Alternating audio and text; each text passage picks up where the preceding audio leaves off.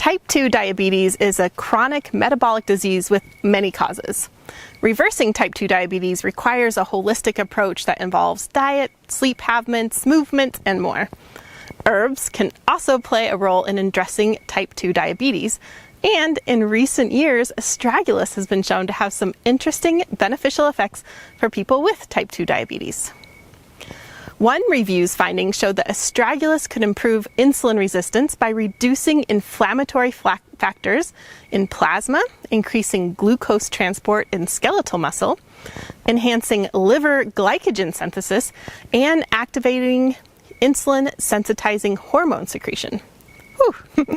In other words, Astragalus can both protect people from the harmful effects of type 2 diabetes while also increasing insulin sensitivity, which can address some root causes. Another preliminary in vitro study showed that Astragalus polysaccharides may be beneficial for people with diabetic cardiomyopathy. Do you love herbs? Are you dreaming of becoming an herbalist? Join us at herbswithrosalee.com or click the link in the description to be a part of our vibrant herbal community. Let's keep the love for herbs growing. See you in the next snippet.